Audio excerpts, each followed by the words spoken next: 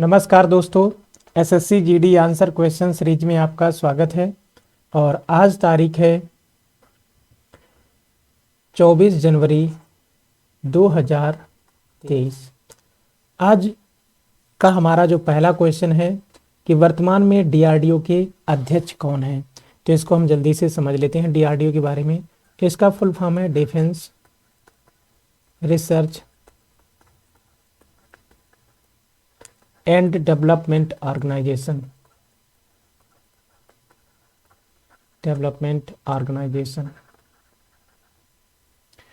और इसका गठन कब हुआ था? तो इसका गठन हुआ था 1958 में। तो डीआरडीओ का गठन 1958 में हुआ था। इसका फुल फॉर्म है defence research and development organization. और इसका हेडक्वार्टर कहाँ पर है? तो इसका हेडक्वार्टर दिल्ली में है। और वर्तमान में इसके प्रमुख कौन है, इसके अध्यक्ष कौन है? तो समीर कामत इसके अध्यक्ष हैं। एक क्वेश्चन ये भी पूछा जाता है कि समीर कामत ने किसका स्थान लिया है? तो समीर कामत ने जी सतीश रेड्डी का स्थान लिया है। और एक क्वेश्चन यहाँ से ये भी ध्यान रखना है कि डीआरडीओ किस मंत्रालय के अंतर्गत आता है? रक्षा मंत्रालय के अंतर्गत आता है डीआरडीओ। और इसका जो स्लोगन है वो क्या है? इसका आदर्श वाक्य वलस्यम मूलम विज्ञान। तो शक्ति का स्रोत विज्ञान है, ये इसका आदर्श वाक्य है। तो इसमें क्वेश्चन आपसे पूछा गया था कि वर्तमान में डीआरडीओ के अध्यक्ष कौन है? तो वर्तमान में डीआरडीओ के अध्यक्ष समीर कामत हैं। तो याद रखना है। और डीआरडीओ का स्थापना दिवस 1 जनवरी को मनाया जाता है। तो 1 जनवरी 2023 को डीआरडीओ ने अपना 65वां स्थापना दिवस भी मनाया है। तो ये भी याद रखना होगा। अगला क्वेश्चन है हमारा, किस अनुच्छेद में उपाधियों के अंत का उल्लेख किया गया है? तो भारतीय संविधान का जो आर्टिकल 18 है, इसमें आर्टिकल 18 में उपाधियों के अंत का उल्लेख किया गया है। उपाधियों के अंत का उल्लेख किया गया है। अब ये उपाधियां क्या होती हैं, इसको समझ लेते हैं। अर्थात ब्रिटिश शासनकाल के दौरान लोगों को उपाधियां दी जाती थी। जिस व्यक्ति को कोई उपाधि मिल जाती थी उसका समाज में स्टेटस बढ़ जाता था। और ये उपाधि का प्रयोग उस व्यक्ति के नाम के पहले प्रयोग किया जाता था। जैसे लॉर्ड की उपाधि, Lord Macaulay, Lord Cornwallis, Duke की उपाधि, कैसर हिंद की उपाधि महात्मा गांधी को मिली थी। और सर या नाइटहुड की उपाधि रविन्द्रनाथ टैगोर को। तो ये ब्रिटिश शासनकाल के दौरान लोगों को उपाधियां दी जाती थी। और जिस इंसान को कोई उपाधि मिल जाती थी उसका समाज में स्टेटस बहुत उच्च हो जाता था। और ये जो किसी का जो स्टेटस है समाज में बहुत उच्च है और किसी का स्टेटस बहुत सामान्य है, तो इससे समाज में भेदभाव पैदा होता है। तो हमारे संविधान निर्माताओं ने इस भेदभाव को समाप्त करने के लिए उपाधियों का अंत किया आर्टिकल 18 के तहत। हालांकि 2 क्षेत्रों में उपाधियां दी जा सकती हैं, शिक्षा और सेना। शिक्षा के क्षेत्र में उपाधि दी जा सकती है और सेना के क्षेत्र में उपाधि दी जा सकती है। अब ये कैसे दी जाती है शिक्षा के क्षेत्र में? अर्थात यदि कोई डॉक्टरी की पढ़ाई करता है तो एमबीबीएस एमडी की पढ़ाई करेगा तो उसके नाम के पहले एक उपाधि लग जाती है डॉक्टर। यदि कोई इंसान पीएचडी करता है किसी सब्जेक्ट से तो उसके नाम के पहले भी डॉक्टर की उपाधि लग जाती है। तो शिक्षा के क्षेत्र में उपाधि दी जा रही। सेना के क्षेत्र में जब कोई ऑफिसर बनता है जैसे, तो उसके नाम के साथ उस पद का नाम भी जोड़ दिया जाता है उपाधि के रूप में। मेजर, जनरल, ब्रिगेडियर, तो ये सभी क्या है? उपाधियां हैं। सीडीएस, तो सीडीएस विपिन रावत, तो सीडीएस क्या हो गई? उपाधि हो गई। सीडीएस अनिल चौहान, तो ये उपाधियां हो गई। तो हमारे समाज में उपाधियों का अंत किया गया है संविधान के माध्यम से। हालांकि शिक्षा और सेना के क्षेत्र में उपाधियां दी जा सकती हैं और दी जाती हैं। तो ये आप समझ गए होंगे। अगला क्वेश्चन है हमारा, पहली पंचवर्षीय योजना का कार्यकाल क्या था? तो पंचवर्षीय योजनाओं से क्वेश्चन पूछे जा रहे हैं और बहुत ही सिंपल क्वेश्चन पूछे जा रहे हैं। बार बार वही क्वेश्चन रिपीट हो रहे हैं। तो ये जो पहली पंचवर्षीय योजना है ये 1951 से 1956 तक चली। दूसरा फैक्ट इसके बारे में ये याद रखना है, ये किस मॉडल पर आधारित थी? तो हेराल्ड डोमर मॉडल पर आधारित थी। तीसरा फैक्ट ये पूछा जा सकता है कि इसमें किस क्षेत्र को प्राथमिकता दी गई? कृषि को प्राथमिकता दी गई। और इसके तहत हमारे देश में बड़े पैमाने पर बड़े बड़े बांध बनाए गए, बहुउद्देशीय परियोजनाएं शुरू की गई, बहुउद्देशीय परियोजनाएं। और हमारे देश के जो पहले प्रधानमंत्री थे, इन्होंने बहुउद्देशीय परियोजनाओं को भारत का मंदिर कहा। पंचवर्षीय योजनाओं के संबंध में एक फैक्ट ये भी याद रखना है कि हमारे देश के लिए जो पंचवर्षीय योजनाएं बनाई जाती थी, वो पंचवर्षीय योजना को बनाने का काम कौन करता था? योजना आयोग। योजना आयोग पंचवर्षीय योजना बनाता था। योजना आयोग का गठन कब किया गया था? तो योजना आयोग का गठन किया गया था 15 मार्च 1950 को। अगला फैक्ट पूछा जा सकता है कि योजना आयोग का अध्यक्ष कौन होता था? तो प्रधानमंत्री योजना आयोग का अध्यक्ष होता था। योजना आयोग के पहले अध्यक्ष कौन थे? तो जो हमारे देश के पहले प्रधानमंत्री थे। पहले उपाध्यक्ष कौन थे? तो गुलजारी लाल नंदा योजना आयोग के पहले उपाध्यक्ष थे। और फिर वर्तमान जो भारत सरकार है, वर्तमान सरकार ने क्या किया? मोदी सरकार ने योजना आयोग को तब्दील कर दिया नीति आयोग में, अर्थात योजना आयोग को समाप्त कर दिया गया और 1 जनवरी 2015 से नीति आयोग अस्तित्व में आ गया। और नीति आयोग का जो अध्यक्ष होता है वो कौन होता है? तो प्रधानमंत्री इसके अध्यक्ष होते हैं। इसके उपाध्यक्ष वर्तमान में कौन है? तो इसके उपाध्यक्ष वर्तमान में सुमन बेरी हैं। सुमन बेरी इसके उपाध्यक्ष हैं। और इसके सीईओ कौन है? तो परमेश्वर अय्यर। परमेश्वर अय्यर इसके सीईओ हैं नीति आयोग के। और नीति का फुल फॉर्म क्या है? तो नीति का फुल फॉर्म है national institution for transforming India.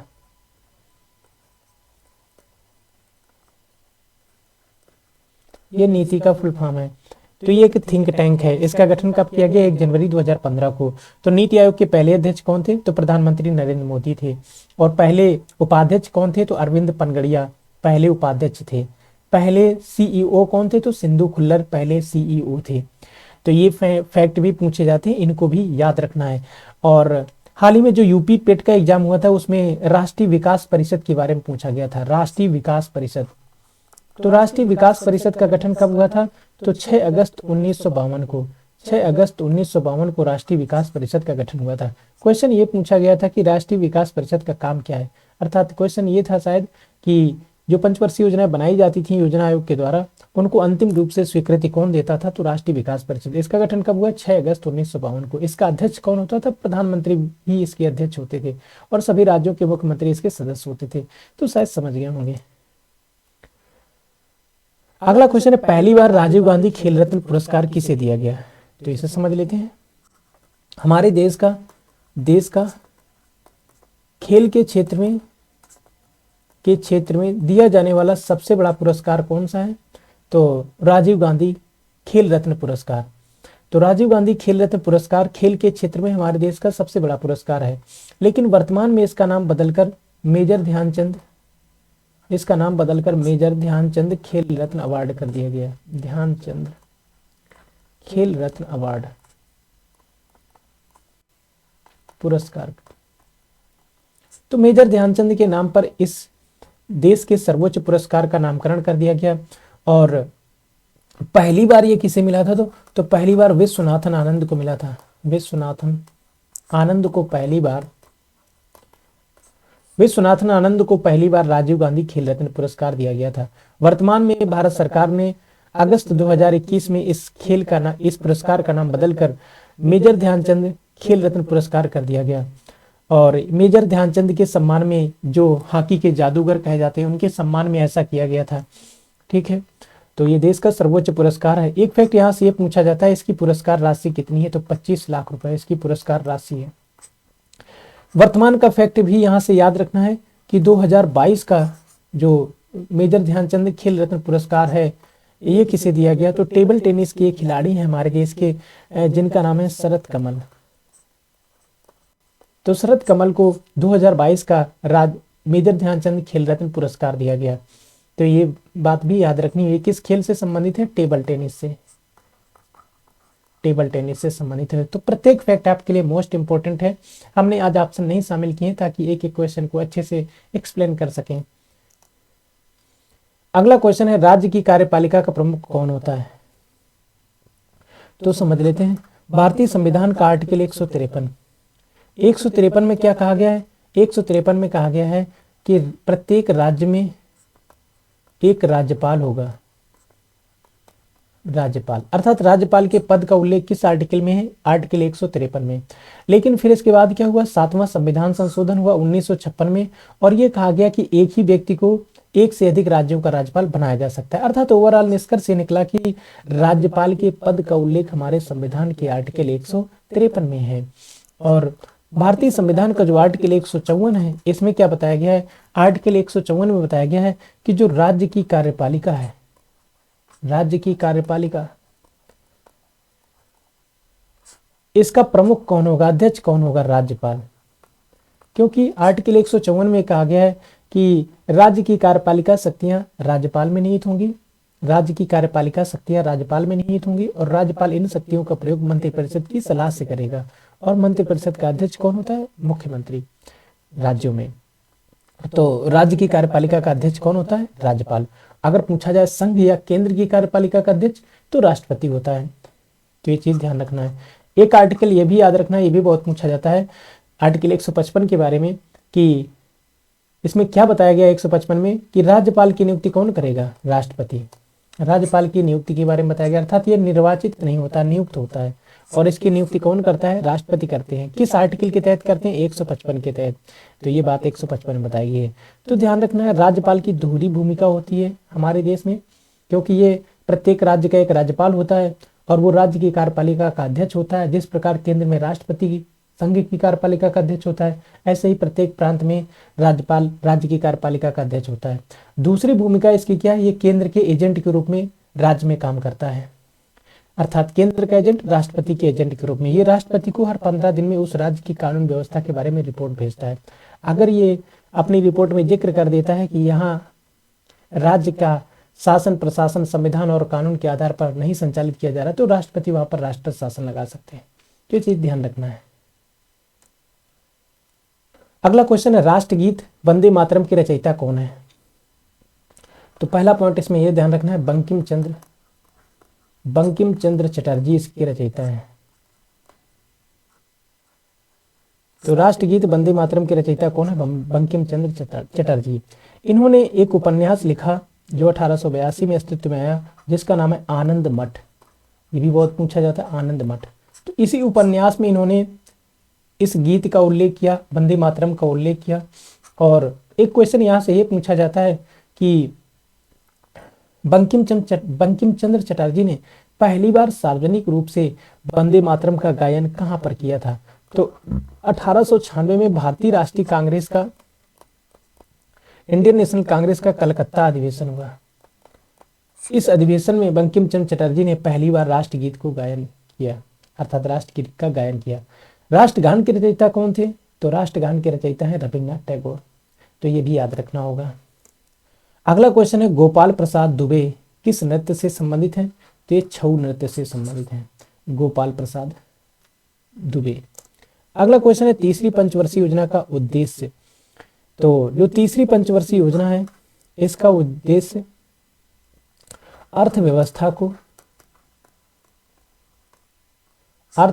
को गतिमान एवं आत्मनिर्भर बनाना।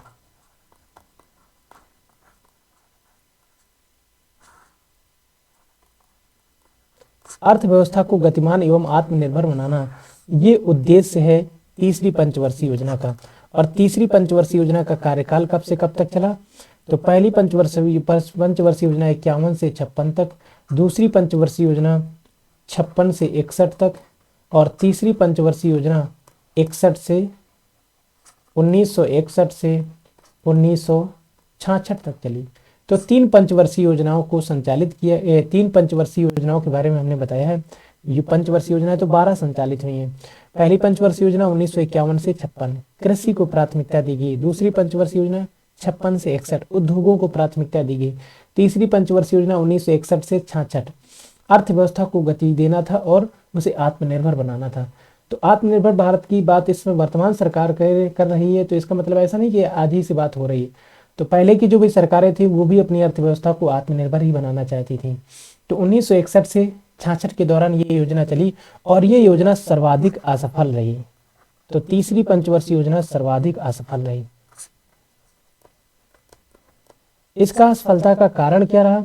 1962 में चीन से युद्ध हो गया, 1965 में पाकिस्तान से युद्ध हुआ और 1965-66 में भीषण अकाल पड़ा हमारे देश में, जिसके कारण अर्थव्यवस्था चरमरा गई, क्योंकि हमारे देश की अर्थव्यवस्था कृषि पर निर्भर है। कृषि इसकी रीढ़ है हमारे देश की अर्थव्यवस्था की, तो ये चीज ध्यान रखना होगा। अगला क्वेश्चन है, भारत में दूसरी हरित क्रांति की शुरुआत कब हुई? तो भारत में पहली हरित क्रांति की शुरुआत कब हुई थी? 1966-67 में पहली हरित क्रांति की शुरुआत हुई 1966 और 67 में। और पहली हरित क्रांति की अर्थात हरित क्रांति की शुरुआत 1966-67 में हुई। इस दौरान कौन सी पंचवर्षीय योजना चल रही? तो कोई नई योजना चल रही थी, योजना अवकाश था। तो ये भी पूछा जाता है। तो योजना अवकाश के दौरान भारत में हरित क्रांति की शुरुआत हुई। भारत में हरित क्रांति का जनक किसे माना जाता है? तो एम.एस. स्वामीनाथन को भारत में हरित क्रांति का जनक माना जाता है। दुनिया में हरित क्रांति का जनक किसे माना जाता है? नॉर्मन बोरलॉग को माना जाता है। हरित क्रांति की शुरुआत दुनिया में कहाँ से हुई? मैक्सिको से। और एम.एस. स्वामीनाथन ये भारत के हैं और हमारे देश में हरित क्रांति की शुरुआत 1966-67 में कहाँ से हुई? पंजाब से हुई। सर्वाधिक लाभ किस राज्य को मिला? पंजाब को, फिर हरियाणा को, फिर पश्चिमी उत्तर प्रदेश को। सबसे ज्यादा लाभ किन फसलों को मिला? तो गेहूं और चावल को सर्वाधिक लाभ मिला, इन्हीं के उत्पादन में सर्वाधिक वृद्धि हुई। तो हरित क्रांति के बारे में एक फैक्ट ये पूछा जाता है कि हरित क्रांति में क्या किया गया है? तो हरित क्रांति में उन्नत किस्म के बीज प्रयोग किए गए, उन्नत किस्म के बीज, रासायनिक खाद का प्रयोग किया गया, केमिकल वाली फर्टिलाइजर, कीटनाशकों का प्रयोग किया गया, कीटनाशक इनका प्रयोग किया जाए तो खाद के प्रयोग को बढ़ावा दिया गया, कीटनाशकों के प्रयोग को बढ़ावा दिया गया, उन्नत किस्म के बीज के प्रयोग को बढ़ावा दिया गया, सिंचाई सुविधाओं का विकास हुआ और कृषि का मशीनीकरण किया गया, अर्थात आधुनिक उपकरणों के माध्यम से कृषि की जाए, ऐसा सुधार किया गया। और फसल चक्र को अपनाने की सलाह दी गई किसानों को कि वो फसल चक्र अपनाएं। तो यही सुधार हुए थे जिसके कारण कृषि में कई गुना उत्पादन बढ़ा और इसे हम एक क्रांति के रूप में जानते हैं। तो यहाँ क्वेश्चन पूछा गया दूसरी हरित क्रांति कब शुरू हुई? तो दूसरी हरित क्रांति 1983-84 में शुरू हुई। 1983-84 में दूसरी हरित क्रांति शुरू हुई और फिर से एक बार उन फसलों के उत्पादन को बढ़ाने पर जोर दिया गया जिन पर ध्यान नहीं दिया गया था पहली हरित क्रांति में। अगला क्वेश्चन है, दिल्ली का पुलिस कमिश्नर किसे बनाया गया है? तो दिल्ली का पुलिस कमिश्नर बनाया गया है संजय अरोड़ा को दिल्ली का पुलिस कमिश्नर बनाया गया है। एक फैक्ट आपके एग्जाम में ये भी पूछा गया है कि दिल्ली के उपराज्यपाल कौन है?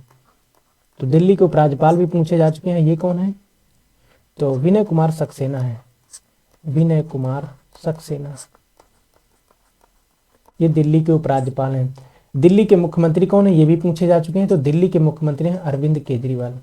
किस पार्टी से हैं? आम आदमी पार्टी, अरविंद केजरीवाल, ये भी याद रखना है। और अगले क्वेश्चन की ओर बढ़ते हैं। अगला क्वेश्चन है, किस राज्य ने छत के वर्षा जल के संचय की योजना बनाई? अर्थात जो वर्षा का जल है जो छत में गिरता है घरों की छतों में, उसका संचय किया जाए, तो ऐसी योजना किसने शुरू किया? तो तमिलनाडु ने। ऐसी योजना किसने शुरू किया? तमिलनाडु ने। तमिलनाडु के वर्तमान में मुख्यमंत्री कौन है? M.K. स्टालिन। राज्यपाल कौन है? R.N. रवि। राजधानी क्या है? चेन्नई। और हाल ही में CGL में एक क्वेश्चन पूछा गया था कि किस राज्य ने छाता योजना शुरू की है? मुख्यमंत्री छाता योजना। तो ये छाता योजना, मुख्यमंत्री छाता योजना शुरू की गई है उड़ीसा के द्वारा। इसका उद्देश्य क्या है? इसका भी उद्देश्य यही है कि वर्षा जल का संचय किया जाए। अर्थात ये उड़ीसा ने भी अपने राज्य में वर्षा जल के संचय के लिए छाता योजना शुरू की, मुख्यमंत्री छाता योजना।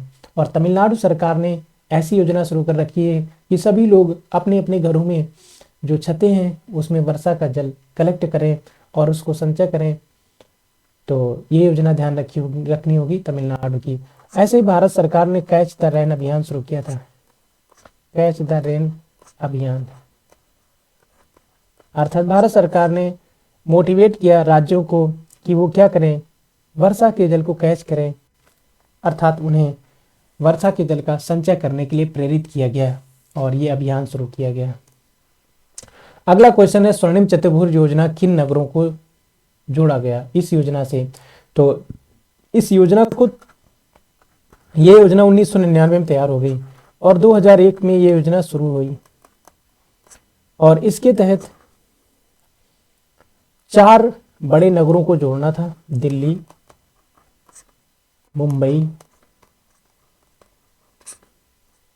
कोलकाता, दिल्ली, मुंबई, कोलकाता, चेन्नई।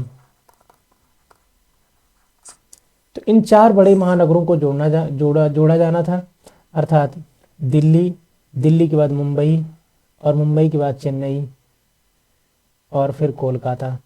तो ऐसा एक प्रकार का ट्रायंगल बन रहा था, दिल्ली मुंबई, ये अगर दिल्ली है फिर ऐसा कुछ मुंबई आएगा और फिर ऐसा चेन्नई यहाँ पर और फिर यहाँ पर ऐसा कोलकाता हो जाएगा। तो एक चतुर्भुज बन रहा है, ये दिल्ली हो गया, ये मुंबई हो गया, ये चेन्नई हो गया जिसे मद्रास कहते थे, चेन्नई, और ये कोलकाता हो गया। तो भारत के 4 बड़े महानगरों को इस योजना के तहत हाईवे के माध्यम से जोड़ा जाना था, 6 लेन हाईवे बनाए जाने थे, इनके माध्यम से इन 4 बड़े महानगरों को जोड़ा जाना था। इसके लिए एक ट्रायंगल बन रहा था, सॉरी एक चतुर्भुज बन रहा था, इसीलिए इसे स्वर्णिम चतुर्भुज कहा गया। और इन हाईवेज की जो लंबाई है टोटल, वो लंबाई थी 5846 किलोमीटर। तो ये 5846 किलोमीटर लंबा हाईवे बनाया गया इन 4 महानगरों को जोड़ने के लिए। और 1999 में इस परियोजना की रूपरेखा तैयार हो गई, 2001 में शुरू हो गई। तो इसको याद रखना है। और ये योजना किसके कार्यकाल में शुरू हुई? तो प्रधानमंत्री अटल बिहारी वाजपेयी के कार्यकाल में, अटल बिहारी वाजपेयी। अगला क्वेश्चन है हमारा कि राज्यपाल के पद का उल्लेख किस अनुच्छेद में है? तो भारतीय संविधान का भी हम पिछले डिस्कस कर चुके हैं, 153। तो भारतीय संविधान का आर्टिकल 153 में राज्यपाल के पद का उल्लेख है, अर्थात इसमें यह बताया गया है कि प्रत्येक राज्य के लिए एक राज्यपाल होगा। लेकिन 7वें संविधान संशोधन के तहत यह प्रावधान किया गया कि एक ही व्यक्ति को एक से अधिक राज्यों का राज्यपाल बनाया जा सकता है। तो ये भी याद रखना होगा राज्यपाल के संबंध में। अगला क्वेश्चन है गुरु कुचु कुरूप, गुरु कुंचु कुरूप किस नृत्य से संबंधित है? तो इनके बारे में पूछा गया है। तो ये कथकली नृत्य से संबंधित है। ये किस नृत्य से संबंधित है? कथकली। तो गुरु कुंचु कुरूप कथकली नृत्य से संबंधित है। ये नृत्य किस राज्य का है? केरल का। केरल का जो शास्त्रीय नृत्य है कथकली है। और कौन सा है? मोहिनी अट्टम। मोहिनी अट्टम। केरल की राजधानी क्या है? तिरुवनंतपुरम। वर्तमान में यहाँ के मुख्यमंत्री कौन है? पिनराई विजयन। राज्यपाल कौन है? आरिफ मोहम्मद खान यहाँ के राज्यपाल हैं। वेम्बनाड झील, अष्टामुडी झील, ये केरल में ही है। Silent valley national park Kerala में ही है। और दक्षिण भारत की सबसे ऊंची चोटी ये भी केरल में है, जिसका नाम है अनाईमुडी। तो ये चीज ध्यान रखना है। अगला क्वेश्चन है अंतर्राष्ट्रीय योग दिवस 2020 की थीम क्या थी?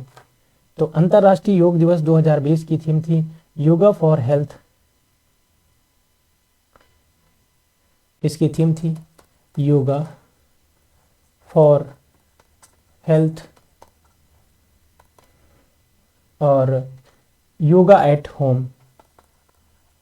योगा एट होम, ये इसकी थीम थी 2020 वाले की। 2022 में थीम क्या है? तो अंतर्राष्ट्रीय योगा दिवस 2022 की थीम है yoga for humanity. Yoga for humanity. तो इसे ध्यान रखना है। अंतर्राष्ट्रीय योग दिवस कब मनाते हैं? 21 जून को अंतर्राष्ट्रीय योग दिवस मनाते हैं। तो ये भी ध्यान रखना है। योग दर्शन के कौन रचनाकार थे? योग दर्शन। तो योग दर्शन की रचना की थी पतंजलि ने, ठीक है, जो पुष्यमित्र शुंग के दरबार में थे। शुंग वंश की स्थापना की थी पुष्यमित्र शुंग ने। अगला क्वेश्चन है भुभुचु त्योहार किस राज्य में मनाया जाता है? तो भुभुचु त्योहार ये सिक्किम में मनाया जाता है। सिक्किम। सिक्किम के मुख्यमंत्री कौन है? तो प्रेम सिंह तवांग यहाँ के मुख्यमंत्री हैं और गंगा प्रसाद यहाँ के राज्यपाल हैं। सिक्किम की राजधानी गंगटोक है। हिमालय में स्थित भारत की सबसे ऊंची चोटी कौन सी है? कंचनजंगा। कंचनजंगा के नाम से नेशनल पार्क भी है यहाँ पर। और 35वां संविधान संशोधन और 36वां संविधान संशोधन। तो 35वां संविधान संशोधन 1974 में हुआ, इसके तहत सिक्किम को भारत का सह राज्य बनाया गया। 36वां संविधान संशोधन 1975 में हुआ, इसके तहत सिक्किम को पूर्ण राज्य का दर्जा दिया गया है। तो ये चीज भी ध्यान रखनी है। अगला क्वेश्चन है, राधा रेड्डी और राजा रेड्डी किस शास्त्रीय नृत्य से संबंधित हैं? तो राधा रेड्डी और राजा रेड्डी के बारे में पूछा गया है, तो ये किस शास्त्रीय नृत्य से संबंधित है? कुचिपुड़ी। कुचिपुड़ी शास्त्रीय नृत्य से संबंधित है। ये कहाँ का है? आंध्र प्रदेश का। आंध्र प्रदेश का शास्त्रीय नृत्य है। और भाषा के आधार पर बनने वाला भारत का पहला राज्य कौन सा है? आंध्र प्रदेश। तो 1 अक्टूबर 1953 को तेलुगु भाषियों के लिए भारत में जो पहला राज्य बना भाषा के आधार पर, वो था आंध्र प्रदेश। और कुचिपुड़ी यहाँ का शास्त्रीय नृत्य है, तो ये भी याद रखना है। अगला क्वेश्चन है, भारतीय राष्ट्रीय कांग्रेस की स्थापना कब हुई? तो इसे समझ लेते हैं। भारतीय राष्ट्रीय कांग्रेस की स्थापना 1885 में हुई। किसने की? A.O. ह्यूम ने की। A.O. ह्यूम का मतलब क्या है? एलन ऑक्टेवियन ह्यूम ने की। इसका पहला अधिवेशन कब हुआ? 1885 में। कहाँ हुआ? मुंबई में हुआ। यहीं पर जब स्थापना हुई उसी दौरान पहला अधिवेशन हुआ। तो पहले अधिवेशन के अध्यक्ष कौन थे? तो व्योमेश चंद्र बनर्जी। व्योमेश चंद्र बनर्जी पहले अधिवेशन के अध्यक्ष थे, WC बनर्जी। तो ये भी याद रखना है। और अगला क्वेश्चन देख लेते हैं, बर्मी किस देश की आधिकारिक भाषा है? बर्मी। तो बर्मा से समझ लेते हैं। बर्मा म्यांमार को कहते हैं। म्यांमार तो भारत का एक पड़ोसी देश है म्यांमार। म्यांमार को पहले बर्मा कहा जाता था, और यहाँ के लोगों को बर्मीज कहा जाता है, और यहाँ के लोग जो भाषा बोलते हैं उन्हें बर्मी कहा जाता है। तो भारत के कितने राज्य म्यांमार के साथ सीमा साझा करते हैं? तो भारत के 4 राज्य म्यांमार के साथ सीमा साझा करते हैं। कौन कौन से? अरुणाचल प्रदेश, नागालैंड, मणिपुर, मिजोरम। ये 4 राज्य हैं जो म्यांमार के साथ सीमा साझा करते हैं। और म्यांमार में इसमें सेना ने तख्ता पलट दिया है और सत्ता अपने हाथों में ले ली है। तो भारत का एक पड़ोसी देश है म्यांमार। यहाँ की जो एक नदी है महत्वपूर्ण, इरावदी। इरावदी को म्यांमार की जीवन रेखा कहते हैं, महत्वपूर्ण नदी है, इसे भी याद रखना है। अगला क्वेश्चन है, 25वें राष्ट्रीय युवा महोत्सव का आयोजन कहाँ किया गया? तो 25वां राष्ट्रीय युवा महोत्सव 2022 में हुआ था। इसका आयोजन कहाँ पर किया गया था? पुदुचेरी में। किसके सम्मान में? स्वामी विवेकानंद के सम्मान में। स्वामी विवेकानंद। कब से कब तक किसका आयोजन किया गया? 12 जनवरी से 16 जनवरी तक राष्ट्रीय युवा महोत्सव का आयोजन पुदुचेरी में हुआ 2022 में, 25वें नंबर का। और हाल ही में 26वां युवा महोत्सव भी संपन्न हो चुका है। क्योंकि स्वामी विवेकानंद के सम्मान में, क्योंकि स्वामी विवेकानंद का जन्म हुआ था 12 जनवरी 1863 को, इसीलिए 12 जनवरी को हमारे यहाँ राष्ट्रीय युवा दिवस के रूप में मनाया जाता है, राष्ट्रीय युवा दिवस। तो राष्ट्रीय युवा दिवस मनाते हैं हम लोग 12 जनवरी को, अंतर्राष्ट्रीय युवा दिवस मनाते हैं 12 अगस्त को। और 26वां राष्ट्रीय युवा महोत्सव हाल ही में कहाँ मनाया गया है? तो कर्नाटक के हुबली और धारवाड़ में 26वां राष्ट्रीय युवा महोत्सव मनाया गया है। तो ये भी ध्यान रखना है, स्वामी विवेकानंद से ये संबंधित है। अगला क्वेश्चन है, ड्री उत्सव। ड्री उत्सव किस राज्य का है? तो ये अरुणाचल प्रदेश का है। अरुणाचल प्रदेश का ड्री उत्सव है। यहाँ पर सेला सुरंग बनाई गई है जो तवांग को जोड़ती है मुख्य भूभाग से। सेला सुरंग का निर्माण किया गया है। यहाँ पर भारत सरकार ने निर्णय लिया है कि अरुणाचल फ्रंटियर हाईवे बनाएंगे। Arunachal frontier highway, Arunachal frontier highway बनाने का निर्णय लिया है भारत सरकार ने, जो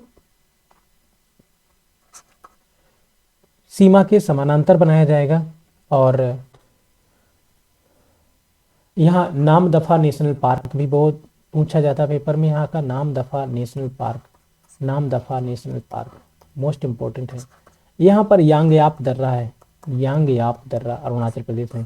इस दर्रे से ही भारत में ब्रह्मपुत्र नदी प्रवेश करती है, ब्रह्मपुत्र नदी, जिसे तिब्बत में यारलुंग सांगपो कहा जाता है। तो ये चीज ध्यान रखना है अरुणाचल प्रदेश के बारे में। यहाँ के मुख्यमंत्री हैं प्रेमा खांडू। BD मिश्रा यहाँ के राज्यपाल हैं। और अगले क्वेश्चन की ओर बढ़ते हैं, महावीर स्वामी ने कितने वर्ष की आयु में गृह त्याग दिया? तो ये वाले जो क्वेश्चन है, अब ये कल के क्वेश्चन है, तीसरी और चौथी शिफ्ट के। आज हमने जो अभी पिछले क्वेश्चन डिस्कस किए उनमें से वो क्वेश्चन 24 जनवरी की पहली और दूसरी शिफ्ट के थे। अब वर्तमान में जो क्वेश्चन हम डिस्कस कर रहे हैं ये सभी क्वेश्चन कल 23 जनवरी की तीसरी और चौथी शिफ्ट के हैं, क्योंकि वो हम नहीं डिस्कस कर पाए थे। तो महावीर स्वामी ने कितने वर्ष की आयु में गृह त्याग किया? तो महावीर स्वामी ने 30 वर्ष की आयु में गृह त्याग किया और 42 वर्ष की आयु में इन्हें ज्ञान प्राप्त हुआ। तो ये चीज ध्यान रखना है। ये जैन धर्म के 24वें तीर्थंकर थे और इन्हें ही जैन धर्म का वास्तविक संस्थापक माना जाता है। तो ये चीज ध्यान रखनी है इनके बारे में, महावीर स्वामी के बारे में। जैन धर्म के पहले तीर्थंकर कौन थे? ऋषभदेव या आदिनाथ? अगला क्वेश्चन है, संगीत नाटक अकादमी के अनुसार भारत में कितने शास्त्रीय नृत्य हैं? तो संगीत नाटक अकादमी के अनुसार भारत में 8 शास्त्रीय नृत्य हैं। 8 शास्त्रीय नृत्य हैं, ये चीज ध्यान रखना है। अगला क्वेश्चन है, दिल्ली के नए मुख्य सचिव कौन हैं? तो दिल्ली के नए मुख्य सचिव हैं नरेश कुमार। तो ये चीज ध्यान रखना है। संजय अरोड़ा के बारे में पूछा गया है, वो क्या है? तो पुलिस कमिश्नर है दिल्ली के। नरेश कुमार क्या है? तो ये दिल्ली के मुख्य सचिव हैं। अरविंद केजरीवाल मुख्यमंत्री हैं। विनय कुमार सक्सेना राज्यपाल हैं। 69वां संविधान संशोधन किससे संबंधित है? दिल्ली से संबंधित है। 70वां भी इसी से संबंधित है। तो स्वतंत्रता एवं अभिव्यक्ति की आजादी कौन से अनुच्छेद में है? तो भारतीय संविधान का आर्टिकल 19 क्लास 1 सब क्लास ए ये वाक एवं अभिव्यक्ति की स्वतंत्रता प्रदान करता है। वाक एवं अभिव्यक्ति की स्वतंत्रता, तो वाक एवं अभिव्यक्ति की स्वतंत्रता 19 क्लास 1 सब क्लास ए ये सभा करने की स्वतंत्रता प्रदान करता है। 19 क्लास 1 सब क्लास ये बी है, सब क्लास सी ये संगठन बनाने की स्वतंत्रता प्रदान करता है नागरिकों को। 19 क्लास 1 सब क्लास डी ये पूरे भारत में भ्रमण करने की, बिना बाधा के भ्रमण करने की स्वतंत्रता प्रदान करता है। 19 क्लास 1 सब क्लास ई ये भारत में कहीं भी अस्थायी रूप से रहने की स्वतंत्रता प्रदान करता है, अर्थात बस जाने की स्वतंत्रता प्रदान करता है, कहीं भी निवास करने की स्वतंत्रता प्रदान करता है। आर्टिकल 19 क्लास 1 सब क्लास जी एफ को समाप्त कर दिया गया है, जिसमें संपत्ति की स्वतंत्रता थी। इसमें विधि सम्मत व्यवसाय करने की स्वतंत्रता है। तो ये स्वतंत्रताएं आर्टिकल 19 के तहत प्रदान कर गई हैं। अगला क्वेश्चन है, शोभना नारायण का संबंध किससे है? तो शोभना नारायण का संबंध कथक से है। तो कथक को ध्यान रखना है। बिरजू महाराज के बारे में भी पूछा गया, ये भी कथक से संबंधित है। बिरजू महाराज कथक उत्तर प्रदेश तथा उत्तर भारत का शास्त्रीय नृत्य है। अगला क्वेश्चन है, भारत में पहली जूट मिल कहाँ स्थापित की? जो भारत में पहली बार 1855 में पश्चिम बंगाल के रिसरा में पहली जूट मिल स्थापित की गई। तो ये चीज ध्यान रखना है। अगला क्वेश्चन है, मकर संक्रांति के पर्व को सिंधी लोग क्या कहते हैं? तो मकर संक्रांति के पर्व को सिंधी लोग तिरमौरी कहते हैं। और तमिलनाडु में इसे क्या कहते हैं? मकर संक्रांति के पर्व को तमिलनाडु में इसे पोंगल कहते हैं। और असम में इसे क्या कहते हैं? तो असम में बिहू बोलते हैं, इसे बिहू। और गुजरात और उत्तराखंड में क्या बोलते हैं? गुजरात और उत्तराखंड में, तो गुजरात और उत्तराखंड में इसे उत्तरायण बोलते हैं, उत्तरायण। पंजाब, हरियाणा और हिमाचल प्रदेश में इसे माघी बोलते हैं, माघी। और यूपी बिहार में इसे खिचड़ी बोलते हैं, यूपी बिहार में इसे खिचड़ी बोलते हैं, खिचड़ी। तो ये चीज ध्यान रखना है मकर संक्रांति के बारे में। अगला क्वेश्चन आपसे पूछा गया, जनसंख्या के अनुसार भारत का विश्व में कौन सा स्थान है? तो जनसंख्या के आधार पर भारत का विश्व में, पहला फैक्ट है, जनसंख्या के आधार पर भारत का विश्व में दूसरा स्थान है। क्षेत्रफल के आधार पर भारत का विश्व में 7वां स्थान है, 7वां स्थान क्षेत्रफल के आधार पर, क्षेत्रफल। जनसंख्या के आधार पर दूसरा स्थान है। पहला स्थान किसका है? चीन का। दूसरा स्थान भारत का। तीसरा स्थान यूएसए का। चौथा स्थान इंडोनेशिया का। दुनिया का सबसे बड़ा मुस्लिम कंट्री इंडोनेशिया, ये चौथा दुनिया का सबसे बड़ा जनसंख्या के आधार पर देश है। तो हमारे देश का क्षेत्रफल के आधार पर देखा जाए तो 7वां स्थान है और इसका क्षेत्रफल कितना है? 32,87,240 वर्ग किलोमीटर। ये हमारे देश का क्षेत्र है। पहले था 32,87,263 वर्ग किलोमीटर, लेकिन 15वें संविधान संशोधन के अनुसार इसका क्षेत्रफल हो गया है 32,87,000 सॉरी 100वें संविधान संशोधन के तहत जो बांग्लादेश के साथ हुआ 2015 में, इसके तहत हमारे देश का जो क्षेत्रफल है वो 32,87,240 वर्ग किलोमीटर हो चुका है, क्योंकि कई इनक्लेव्स का आदान प्रदान किया गया था भारत और बांग्लादेश के मध्य। तो क्षेत्रफल के आधार पर 7वां स्थान है और पूरी दुनिया का जो क्षेत्रफल है भूभाग का उसका 2.43%, 2.43% भारत में है। पूरी दुनिया का 2.43% क्षेत्रफल, 2.5% से भी कम क्षेत्रफल है और पूरी दुनिया की 17.5% से ज्यादा आबादी हमारे देश में रहती है। तो इस चीज ध्यान रखनी है। अगला क्वेश्चन ये पूछा गया है कि सेबी की पहली महिला अध्यक्ष कौन है? तो securities and exchange board of India, इसका गठन हुआ था 1988 में। इसे संवैधानिक दर्जा दिया गया 1992 में। इसका हेडक्वार्टर है मुंबई में और इसकी पहली महिला अध्यक्ष बनी माधवीपुरी बुच, माधवीपुरी बुच। इस संगठन का काम क्या है? शेयर बाजार को कंट्रोल और रेगुलेट करना। शेयर बाजार को, हमारे देश के शेयर बाजार को कंट्रोल और रेगुलेट करने का काम सेबी करता है। तो आज हमने जो भी क्वेश्चन आज हमें मिले, तो आज 24 जनवरी की पहली और दूसरी शिफ्ट के क्वेश्चन सबसे पहले हमने डिस्कस किए। फिर इसके बाद हमने 23 जनवरी कल के तीसरी और चौथी शिफ्ट के क्वेश्चन कंप्लीट किए, जो भी क्वेश्चन हमें मिले।